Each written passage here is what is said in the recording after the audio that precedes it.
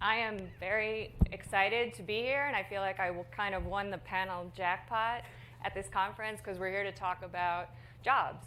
And I think whether you're a veteran or an employer here, we all recognize that this industry and consequently our national security are not going to be secure and successful unless we have a workforce that is ready and capable to fill the jobs that we all have and that we know are coming down the pipe. So I am extremely excited to talk to this panel who is going to tell you all about the ways to get more veterans' butts into your seats. So I'm going to start with Lisa Lutz, who's the president and CEO of Solutions for Information and Design, which is a private company that contracts with DoD to manage pretty much all of their transition and career development programs. So Lisa, welcome. Thank you.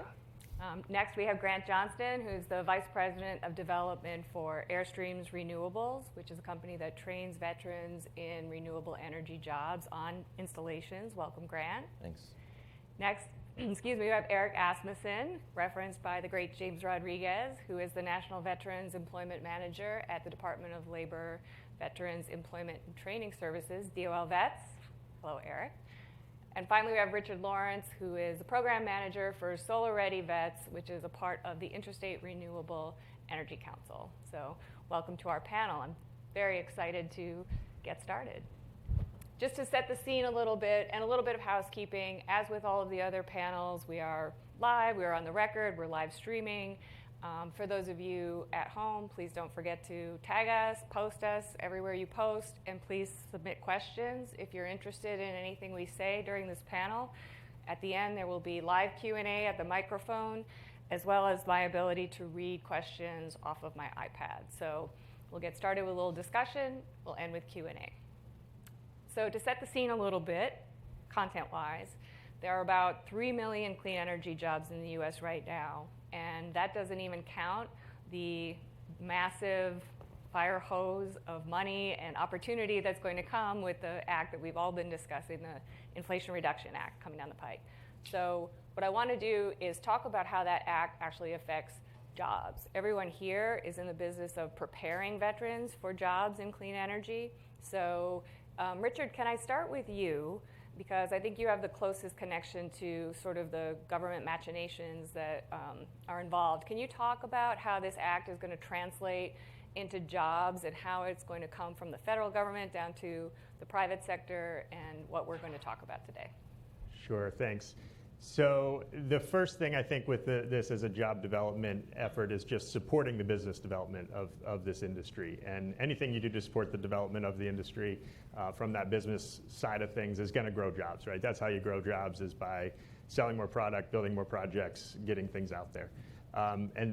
So the Inflation Reduction Act does that, as we've all heard, through the extension of existing tax credits, the expansion of those tax credits and deductions, sort of, a lot of the ones that we're familiar with, the investment tax credit that's been there for solar and geothermal is there, will continue. It's going to be extended another 10 years. So one of the things we've heard already here, those longer term extensions, that's going to give that policy certainty, that risk development of both the manufacturing side of things and that implementation, the project pipeline there. So just starting off from there, that's just going to create a huge amount. So I'm working on the Solar Ready Vets project. So it's a Department of Energy funded by their Solar Technology Office. So most of my day-to-day is in this specifically for photovoltaics and the solar. IREC also, we produced the solar job census that just came out a few weeks ago. For 2021. So, I'm very familiar with the solar industry personally. I can speak to that. IREC does involve in the broader clean energy. Our mission is to transition to 100% clean energy future. So that involves transportation, involves all the other, certainly energy efficiency, all the other things. We do a lot with that too. But I'll start with solar as an example. Currently our job census shows there's 255,000 people working in the solar industry today. When we look at the Inflation Reduction Act, and where that's going to take us is by 2035, we will be somewhere between 4 times that and 6 times that. So somewhere between 1 million and 1.5 million workers in the solar industry. So going from 250,000 to, I guess low end people are saying 500,000 jobs, so doubling. and the high end probably 6 times the current workforce in the next 10 years or so. So that's looking at solar. We look at other things like energy efficiency. Energy efficiency sector is 10 times the size of the solar industry. There's currently 2 million people in the energy efficiency sector. And all of that sector is being supported by these tax credits as well through the commercial energy efficiency deductions and other aspects like that. We're building new sectors with a lot of the clean transportation fuels and the battery manufacturing. So there's whole new areas of this sector that we have very little in place right now in this country. So across the board, there's tons of job creation just there. The key thing, though, that the Inflation Reduction Act does that's beyond anything that the industry has ever seen before is it puts apprenticeship requirements on every single one of those tax credits and deductions. So if you want to get, what about, essentially what it does, so let's take the example, I mean, basically they're all the same, there's some slight variations, but it takes the existing tax credits, let's say the investment tax credit is 30% of a system cost. If you're gonna build a photovoltaic power plant, you can get 30% of that project cost paid through tax credits.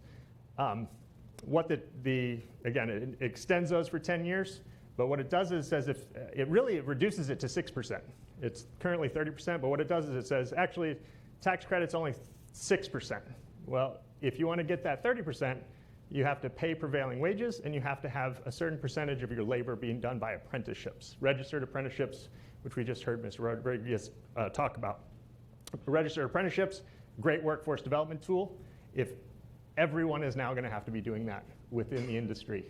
It starts with 10% of labor starting this year.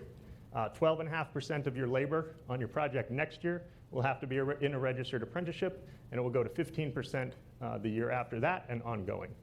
So the secretary will have to issue some regulations on how guidelines on how that's going to be tracked. And there are severe penalties for not meeting this requirement. So if you want to get that tax credit, if you sort of inadvertently don't meet it, you're going to be penalized $50 an hour for each labor hour that was not done by apprentices that should have been. If you intentionally do that wrong, you'll be charged $500 an hour as a penalty for avoiding the apprenticeship requirements. So this is a massive investment into the workforce development of this industry. Apprenticeships, great workforce development tool. Now every single company investing in these projects is going to need to implement registered apprenticeship programs to take advantage of all of this. Wow. So massive opportunity to grow, produce jobs with a giant asterisk. So Eric, I would imagine that the Department of Labor is going to be key to helping employers out here and listening, make sure they comply with that, and also helping more veterans get into apprenticeships. So can you take those one at a time? How does DOL help employers put together programs, and where can they find that?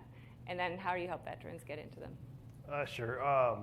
Well, we'll still have to wait to see what everything falls out of that, but it does look like there's a lot of restrictions for apprenticeships. But what we do, my job is the promote piece that Mr. Rodriguez was talking about, is I talk to employers, the regions. I have 6 RVECs, or 6 regional veteran employment coordinators, that their job is to work with employers to help them find, hire, retain veterans. So, and connect them to all of the resources that are out there. A lot of employers have no idea what the resources are, so I'm kind of preaching to the choir a little bit with the veteran employers here. And again, thank you, all you veteran employers here, and the veterans.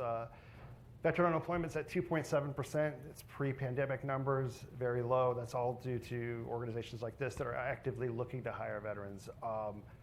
How do we do that in DOL? One part of our marketing piece is to talk to employers and introduce them to the portfolio of options that DOL has, or DoD has with SkillBridge. At the end of the day, we are trying to connect employers to all the resources, and one of them is apprenticeships. It's a very good piece, return on investment for an employer. Especially if you're an apprenticee or a veteran, you're looking for a career. You don't want to go to college. You don't want to maybe use your GI Bill for that. You can use your GI Bill for an apprenticeship piece. Also, the veteran gets paid a GI Bill housing allowance while you're going through the program. You learn while you earn, and then you start your career, and you have no college debt at the end of your apprenticeship. So part of that, what we do is we introduce the employer to the Office of Apprenticeships. John Ladd and his team They are the Office of Apprenticeship. They will put a company through and register them. We introduce them. That's part of our spiel, is talking to employers and introduce them to the apprenticeship, introduce them to SkillBridge, introduce them to ways to hire veterans, share best practices from all the employers that we work with. Literally, we're from the government. We're here to help, and it's true. It is us. A lot of employers are surprised when you start talking to them on the federal side and start sharing business best practices, because a lot of businesses aren't used to that, especially from the government. But again, apprenticeships are a great tool, a great way to attract talent, a great way to build a pipeline of talent, and a great way for a fit for your veteran piece too. And I hope I answered that question. Yes, and thank you for using the word pipeline, because I think it's important for employers to start thinking about an entire pipeline. I know something that we see at Orion Talent is that veterans don't start thinking about what they're doing early enough, Sure. Especially young veterans, and employers often don't think about how to pull talent in all the way from the service to the jobs that they want, including the future jobs those veterans can have. So let's start thinking about that, and that of course starts while they're in the service. So Lisa, can you talk a little bit about how DoD and Solid are working with DOL to prepare the veterans for their career using SkillBridge, but also your other programs, which I think are really innovative that you created, like Mill Gears, but then also how you were kind of trying to start that pipeline to DOL and how you're working with them. Sure, absolutely. So in the 20 years or so that I've been working in supporting Department of Defense and the military services, I've seen a lot of programs come and go, but I think some of the most successful programs are those that support the entire military life cycle. So they have some level of support for recruiting, for training, for retention, for professionalization of the force, but then of course for transition, because as we all know, everybody ultimately will transition out of the military, and the vast majority of them will end up in the civilian sector. So there have been some very creative ways of promoting the ability of somebody to develop themselves while they're in the military, but also to ensure that once they leave the military, they can make that seamless transition to the civilian workforce. And just a couple that I'll highlight on. I'll start actually with one that's actually professional development. And some of you may be familiar with the non-academic credentialing program that the military services sponsor. Basically, you're also probably familiar with tuition assistance, which is academically focused. But the non-academic programs are intended to help service members attain, on a voluntary basis, during the course of their service, licenses, certifications, or to understand the requirements of an apprenticeship so that they can work towards those requirements while they're in the military. All of the services have what's called the COOL program. It's the Credentialing Opportunities Online program. And the support that we do for the COOL program is basically to map every military occupation, looking specifically at the related training, to civilian licenses and certifications. And then each of the services disseminates that information on the web with the COOL website, where they show, if you look up your military occupation, you can see the related civilian jobs and the related civilian credentials. It tells you a little bit more about what you might need to do while you're in the service in order to work towards attaining that credential. And then it hooks you up with resources to actually pursue the credential. So the Department of Defense will actually pay for services to pursue voluntary credentials while they're in the service. More recently, a platform that we've developed has really taken COOL to the next level. I like to call it the COOL on steroids.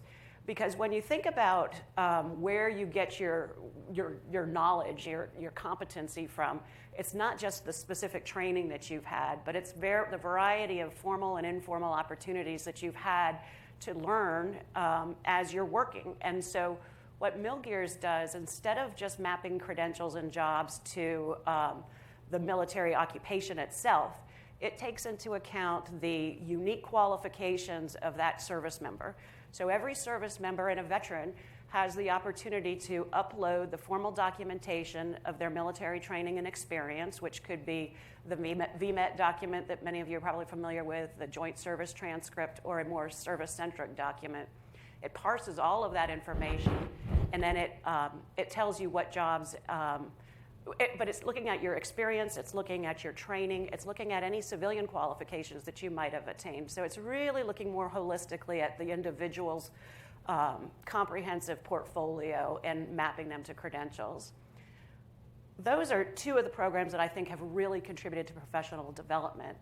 But the ability to connect to civilian occupations and civilian credentials is really founded on the initial training and the periodic training that service members get throughout their service. As you all know, the services invest tens of thousands of dollars in high quality, state-of-the-art training, and that forms the basis of preparation for when they leave the service. So the other program that Laura mentioned and that you've heard a little bit referenced of is a SkillBridge program. And I know I have a co-panelist here who participates in the SkillBridge program, and I expect there are others in the audience. So I don't want to go into it in a lot of depth. I did put some information out on the tables there, but just to let you know, it's basically an opportunity for service members to participate in industry-based training during their last 6 months of service. So if they're within 180 days of separating, they can participate in an approved SkillBridge program offered by an employer or another industry representative, so that they can begin learning what it would take in order to get a job. On the employer side, the employer is going to have the opportunity to tap into a very skilled workforce early before they even separate. And then the catcher, too, is that the Department of Defense is paying their salary and their benefits during that time. So that's a huge incentive for employers and other organizations to participate in the SkillBridge program. SkillBridge has started up officially around 2014, but it's been taking a little while to get instituted across the services.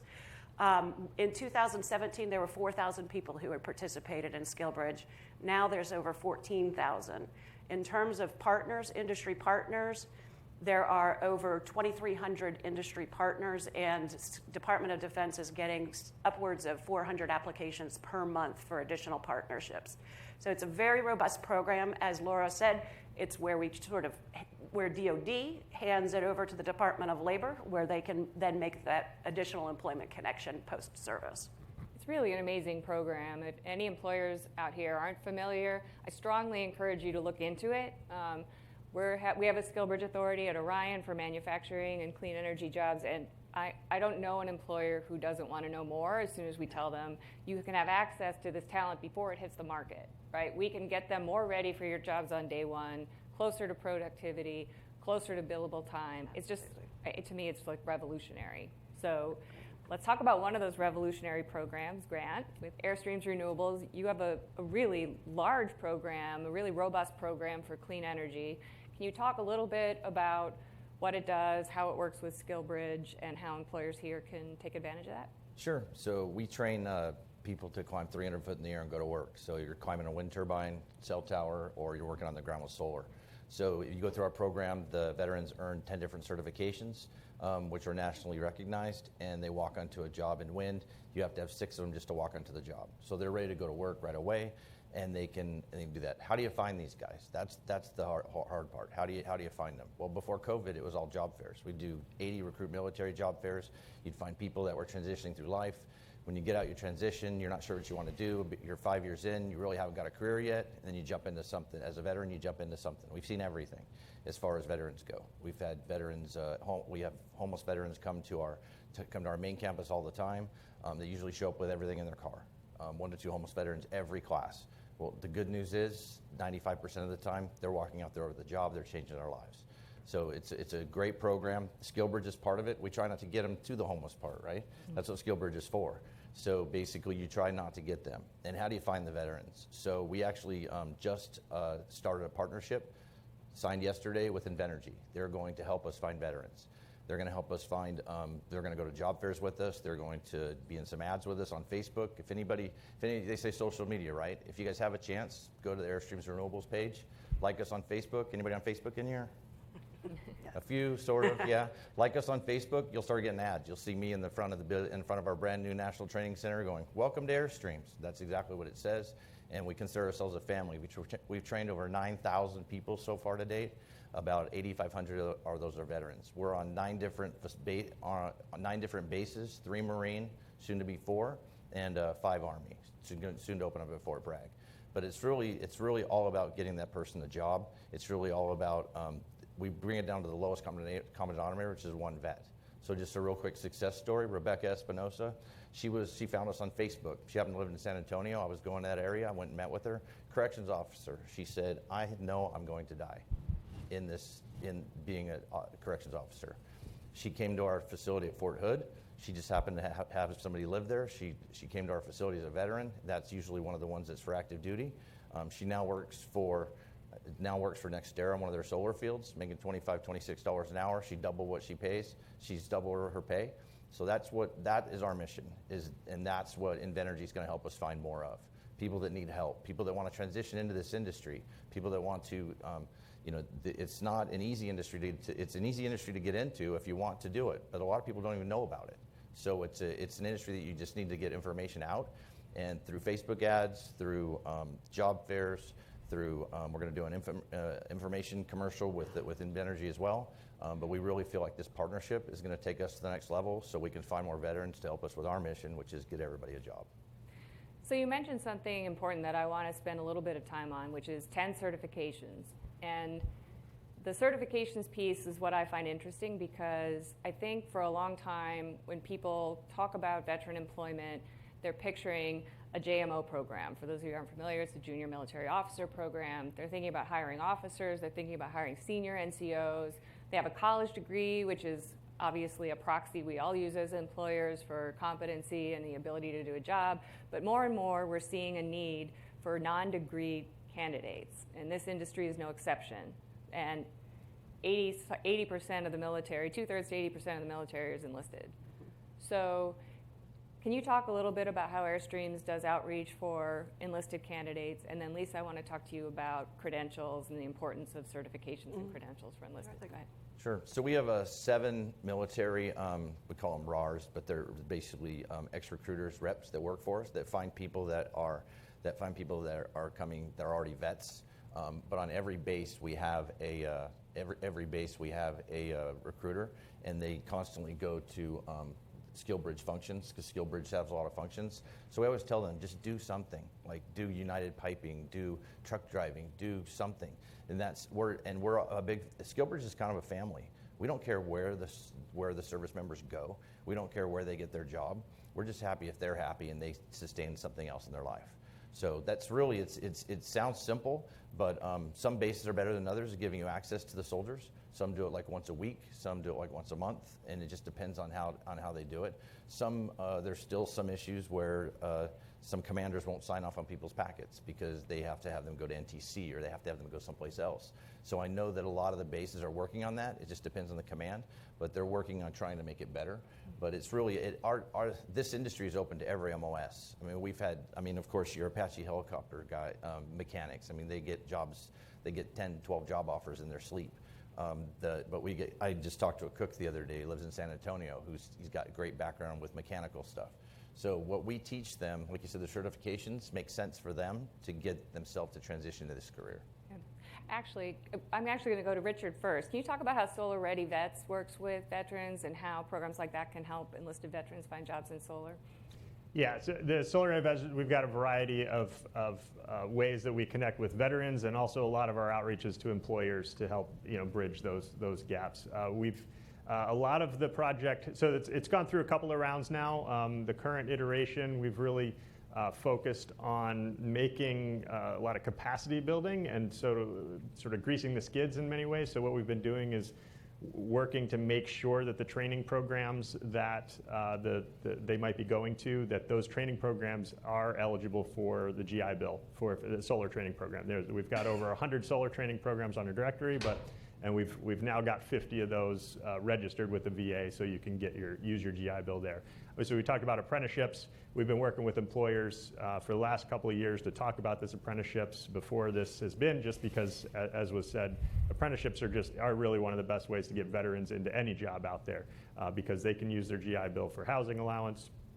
It's a paid job from day one, so they're making a wage while they're learning. So we've been working on that apprenticeship piece and trying to deal with some issues there, get more employers familiar with how to start apprenticeship programs and all of that. We're actually starting up another Department of Labor award to help more in that regard and broader outside of just solar with that, so that'll be good. So lots of employer engagement, really to prime the pump, teach them best practices of, how do you create job descriptions, how do you find the veterans. To address the actual talent pipelines, we connect with groups like Airstreams.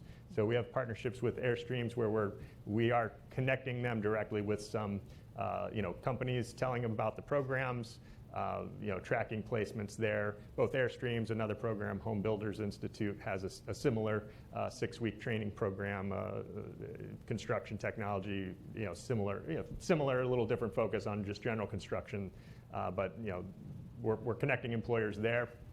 We work with the certification body. You talked about certifications. We work closely with NABCEP through the project to make sure all their certifications are eligible for GI Bill. So they're all in the COOL program.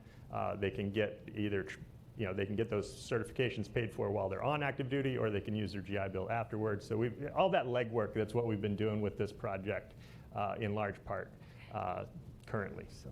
Yeah, actually, can you, or maybe Eric, can you explain the connection between the apprenticeships and the GI Bill? Because not every apprenticeship necessarily is qualified to allow. Can you explain why that's important and how that works? Because I think for employers here that want to start, sometimes they don't know right away, and it's a rude awakening. It's the GI Bill is going to be under the VA, and then it has to be approved by the VA. It has to be approved, vetted program by the state approving authority to be GI Bill eligible, and that's part of we work with the VA at either at the state level or the federal level, and the employers to link them together to try to get that paperwork submitted and completed quicker. And what you're saying, and you're exactly right. There's some organizations that didn't know that, you got to go through another wicket to get it approved, because then now the veteran can leverage that. And then also at the same point, the VA is supposed to vet the organization to make sure it's not predatory and taking funds from a veteran GI Bill fund. So that's that piece too.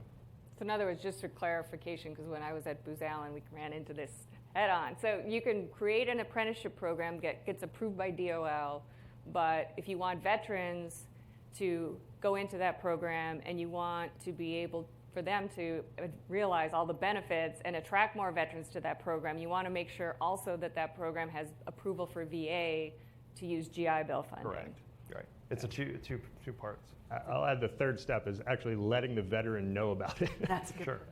Because we have, I was just talking to some data looking at veterans who are participating in registered apprenticeship programs. Very few of them are actually using their GI Bill to get their housing allowance that they're eligible for. It's everybody thinks GI Bill and they think college. Right. Everybody needs to think college or apprenticeships. It's a different pot of money. You got your education fund, or you have your housing allowance if you're in an apprenticeship, and very few people are using that, and it's a really great tool. So all this is important, Lisa, because we want to protect veterans and transitioning service members from, we know that the college, kind of what you get in a degree. Right. With some exceptions, most colleges have, a certain standard of quality. So can you talk about the importance of credentials and a little bit of what we talked about before, where SkillBridge is heading and how this is all fitting together to make sure that enlisted veterans coming out are also well qualified for jobs like the kinds in the room? Absolutely. And I think you really hit the nail on the head earlier when you talked about a very important distinguishing factor between the enlisted and the officers. And basically the officers, as you know, as you said, come to the service with a degree. Most enlisted folks do not have a degree when they enter the service. Some of them may attain one while they're in the service, but the majority still leave the service without an academic degree. So it's much more difficult for them to show civilian employers when they leave the military that their skills are on par with their civilian counterparts. So being able to have a certification or a license helps employers understand the equivalency of the military training and experience, and it legitimizes the training and the experience that they've had while they're in the military. And I think that's a very key point. But to your point as well, Laura, the Department of Defense has established standards that it uses in terms of what kinds of certifications that it will pay for. And they have loosely based them on industry standards, but they're not going to approve just anybody who hangs up their shingle and says, I'm going to give you a certification in rocket science, They really want to make sure that certification has value and it will ultimately contribute to their ability to get a good job in the civilian workforce. SkillBridge also has similar vetting criteria. The department, the Congress actually laid out the initial vetting criteria in the legislation that authorized the SkillBridge program, and then DoD has its own vetting process, and the SkillBridge provider has to actually sign a memorandum of agreement with the military and agree to adhere to certain, first of all, they have to be assessed and make sure they meet the eligibility requirements, and then they have to agree to adhere to certain criteria while they're implementing the program. So I think that's extremely important. I'll just mention a brief aside, if you don't mind. Talking about the fact that a lot of service, it's not if you build it, they will come. You do have to make people aware of these different resources that are out there and different opportunities to show your qualifications. And so mentioning the fact that a lot of folks don't even know about registered apprenticeship programs. A lot of service members also have the ability to participate in the United Services Military Apprenticeship Program, which Mr. Rodriguez referenced earlier. And as he said, that is a DOL registered apprenticeship program. But they'll get enrolled in the program, and they may or may not actually get that registered apprenticeship within their term of service. So one of the things that we've been looking at, and experimenting with to some degree with some of the industry, including the Utility Workers Union of America, is how could we potentially give them credit for prior learning and give them advanced standing based on their training and experience, but also based on partial completion of the U.S. MAP program. So that's somewhat of an innovative way of making sure that they get credit for all the learning they've had so they don't have to repeat it when they leave the service. So to be a SkillBridge program, an employer has an MOU with DoD who's going to vet their program and make sure it's good. To have an apprenticeship, they're going to work with DOL and make sure that they're a fully registered apprenticeship that has all the requirements that are going to train people up for that. And if they want to be VA approved so that veterans can use their GI Bill benefit, they have to work directly with the VA. So take a picture of the panel and their names if you're interested in utilizing these programs, which can really save you money and get you a true pipeline of candidates. It's worth it to go through these systems. They're not that complicated, really. Richard. I would throw one other thing. A lot of registered apprenticeships, it's tied into the whole Department of Labor system. Yeah. So it can access other Department of Labor funding that goes through like the state workforce systems. So a lot of times you can get access to tax credits, additional tax credits and wage reimbursements and other things like that that are available through the state level if they're in a registered apprenticeship program. So there's some other financial benefits as well. And it's a wonderful tee up to the, I think last question we'll have before one last sort of call to action and then Q&A if you have any, which is for Eric. So all of these systems are in place to protect transitioning service members, correct? So I think that's part of the problem. The other half of it is veterans learning about these opportunities, right? So how do they, especially a lot of younger veterans, junior enlisted, they're not necessarily being reached by companies that are looking to hire veterans. So how is DOL, once you have a registered program, at least you can answer this too, it kind of also helps veterans find you, right? And Grant, you can talk about this as well. So like, can you explain that connection? Like, why is this important to go through all this bureaucracy to get vets? Yeah, that's a good question. One part is how we're reaching our transitioning service members and military spouses is through the TAP class or the Transition Assistance Program and the ENPP or the Employment Navigator pilot program that Mr. Rodriguez mentioned. We noticed that part of our priorities for vets is to get the transition right the first time for our transitioning service members. I mean, if you transitioned 3 years ago, TAP is completely different today than it was 3 years ago. When I transitioned a while ago, it was not the best program, and you'll hear that from a lot of people, but it is much better today than it ever was. And part of the program is the Employment Navigator program is getting experts one-on-one counseling with veterans that are transitioning service members and military spouses that want to take on this added help. But they'll teach them about apprenticeships. They'll do in-depth career counseling and then plug them into industry partners that vets has to get hired or get injected into an apprenticeship program nationally. So that's part of the way that we get and assist the transitioning service members to take advantage of the opportunities out there. And a lot of times when you're going through TAP, you're just trying to get through your paperwork and you're not really focused maybe on why we have TAP. And so the ENPP has served quite well with getting transitioning service members more in-depth help, and also assistance with mill-spouse employment, which is also a priority for us in vets. But go ahead. So they get the advice to go to these programs if the program's approved. So you get your program approved, you actually have the government agencies referring people to you if your program's approved. Yes. Okay. So Lisa, same thing, Yeah, correct? absolutely. Gears and, Yep, yeah. SkillBridge as well. So Grant, do you have anything to say about that? Yeah, for the SkillBridge piece, the main thing is you just got to make them aware of it. So they just don't. And like I said, some bases do better than others. But the one thing I want to enhance is that what we've seen in the wind industry and clean energy is that basically the veterans get advancement much faster than anybody else. So you know what you're hiring in a vet. I mean, I've got a 23 and a 20-year-old kid, and they weren't veterans, and I wouldn't hire them to lead anybody. So it's like, sorry, I hope they're not on this. But yeah, so basically, but I've seen it personally. In 12 years we've been doing this, it's like now I'm linked in with site managers. I'm linked in with guys that have progressed faster, and I just see that they progress way faster. And when you look at we've had three hired recently by Invenergy, and they're starting to progress pretty fast. So but you just see them progress way faster than a civilian does. I'm a civilian, so I'll make fun of us all I want. But it's just really cool to see that, Yeah. and they deserve it. But it's because of their knowledge and what they've learned and the leadership they've been taught that gets them to the next level. That's right. And if I could just add regarding the SkillBridge program, once the program has been approved, it is listed on the SkillBridge website. So service members can go to the SkillBridge website, see which programs have been approved. They can actually look at them on a map too to see where they're located. So there's a lot of really good information on the SkillBridge website that the service member can access. Yeah, and they can actually go permissive TDY. So if you're at Fort Drum and I don't have a facility there, they can come down to Fort Benning and barrack at Fort Benning for 7 weeks, and they can do that with any of the programs. And they actually get a $1,000 stipend nowadays to help them with the travel. Because they use their GI Bill for your program, correct? For ours, but the stipend actually comes from we call it the Microsoft Act because they kind of did it, but I don't think that's what it's actually called. But they get a $1,000 stipend that has nothing to do with the stipend from the housing allowance. Thank you. That's helpful. I didn't know about that. Yeah, it's pretty cool. Are there any questions about these programs? I want to throw out one thing real quick, though.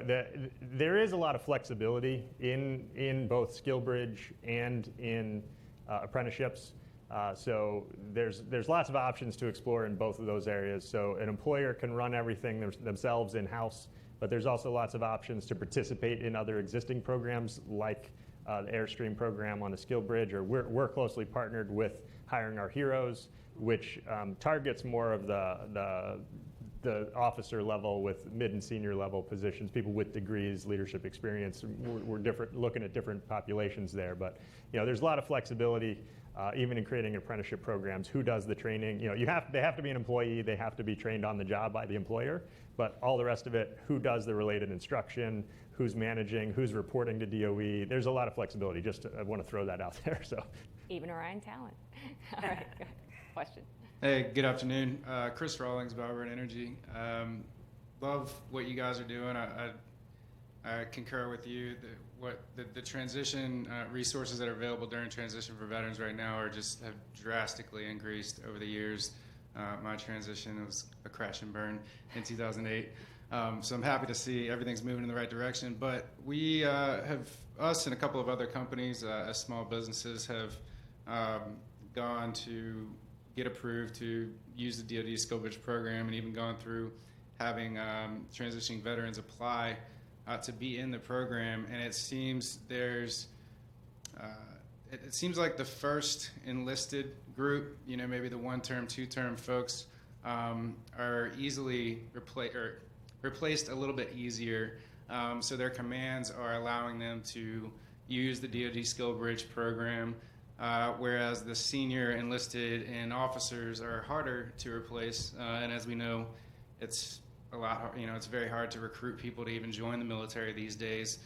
So commands are just denying the package. Do you guys have any numbers on how many packages are being denied, how many applicants you're getting in those various groups, whether they're lower enlisted, E5, E6 and below, or senior NCOs and officers? So I can take a stab at answering that. I'm not going to answer it very well. No, I don't know the detailed breakout as you're asking for it, but I did ask our staff this morning to say, what percentage of SkillBridge participants are enlisted versus officer?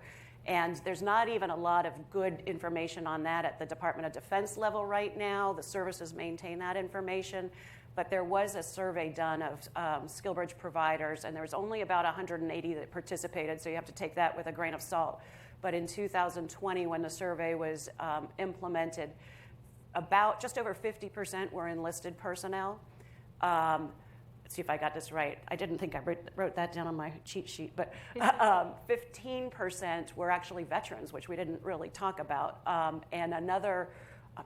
I might have to come back to you with the specifics, but another, say, 10% were spouses. So again, another piece that we didn't talk about. So I'm guessing that maybe 25% officers, 50% enlisted. But as far as knowing what their pay grades were, I don't know that. Well, just as far as influencing the commanders at the command level to approve these applications, because they're just being told, we can't replace you. You just put in your retirement package. And again, it could be anecdotal evidence, not a representation. Yeah. I have to. That's commander dependent.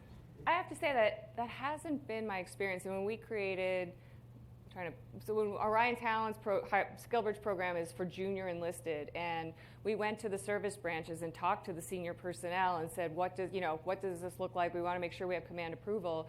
We were told it was going to be harder to get the junior enlisted approval than it is for the NCO and the officers, because there's headcount issues. The commanders have to keep headcount. In the Navy, they may be deploying within those last 6 months, so they're more reluctant actually to let the junior enlisted go.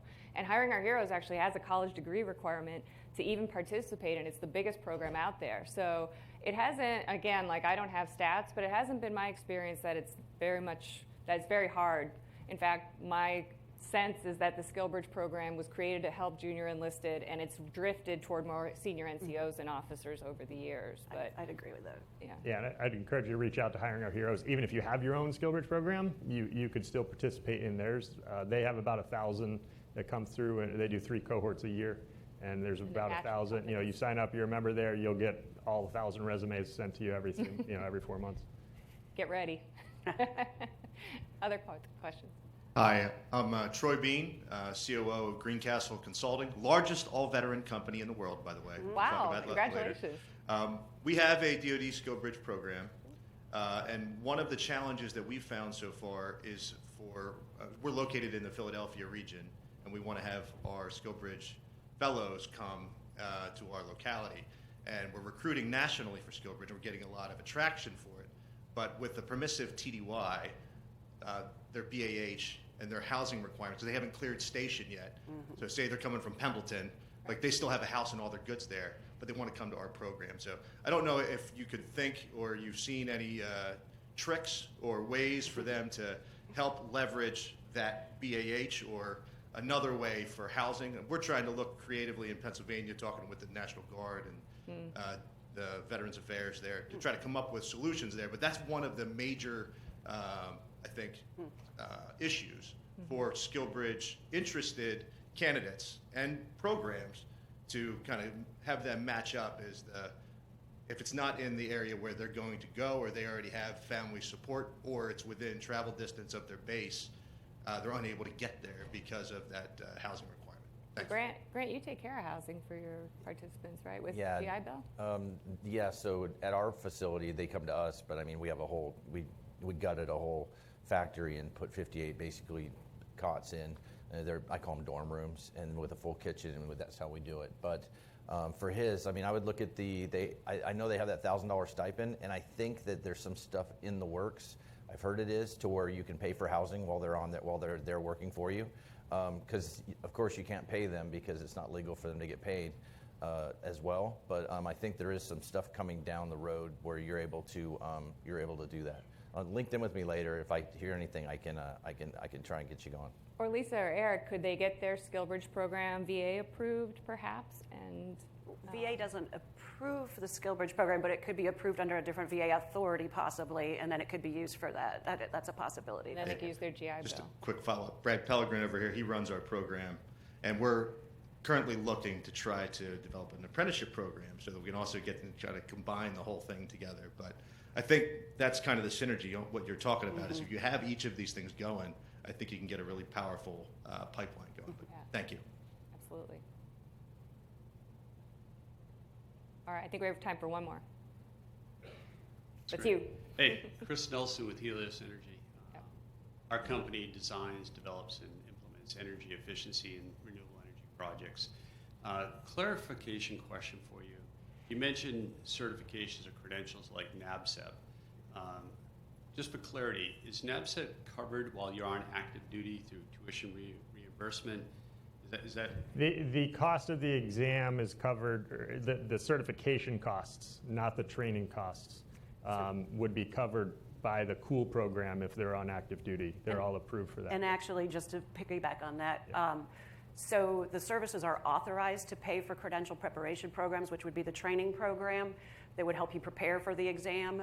Only 2 of the services currently do that, the Army and the Air Force. Well, actually, the Coast Guard just started doing it as well.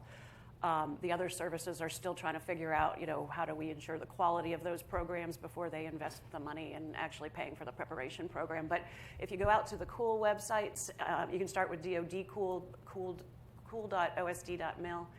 They show you all of the certifications that have been approved and the types of costs that are paid for. so across all the services, it's not reimbursement for NABCEP So, in particular? so my guess, if it's been approved for one, it will most likely been approved for all in terms of the certification exam fees and administrative fees. But as I said, it's not necessarily the training that would be paid Yes, for the across reimbursement the of those certification costs to the veteran. To the veteran? Yeah. Through tuition assistance? It's through a the credentialing COOL, assistance. yeah. It's Okay. a separate pot of money. What about after they separate? Can they use the GI Bill for the actual costs or just for the housing? Because I think They can use it for the actual cost of the certification, but only if it's been approved by the VA. So do we it's a know if separate- NABCEP has? 'Cause I it don't is- know off the top of my head, but if you went to the It VA, has- it has it. All NABCEP's credentials are approved for GI Bill, which would be veterans after service. So the cost of the exam, the application fees, the recertification fees, those costs are reimbursable through, and that is a separate pot than their education fund. It's again, the credentialing sort of fund. And on the Services COOL websites, when you look up the certification, you can also see if it's been approved by the GI Bill too. So once they're a veteran, though, they can use their GI Bill for Yep. the education piece as well. That's if the course is approved. That's what If we've been it's trying to approved. do is Sure. make sure all the courses are registered, all the training programs are registered. So there's also an on-the-job requirement for that, to even sit for the exam, right? For those type of exams. Some of them. How does a them. veteran bridge that while they're still on active duty or through that transition? Is it through some of these programs on base? Do they get the actual hands-on? if there's an on-the-job experience requirement, typically the certification agency will consider your military training and experience. Now, and I would expect that, well, I was going to say if you've participated in the SkillBridge program and had relevant experience, then that would take care of it as well. Well, for NABCEP in particular, you have to actually be on the job and do solar installation work to be able to qualify. Okay, Is I it see. skilled? Do some of the programs that you offer provide that? Not yet. No. So there's still an on-the-job requirement after. That might be So it's the case. complicated. Yeah, it is. It's very complicated. Yeah. Last question, I think, Laura, mainly for you and maybe the rest of the panel.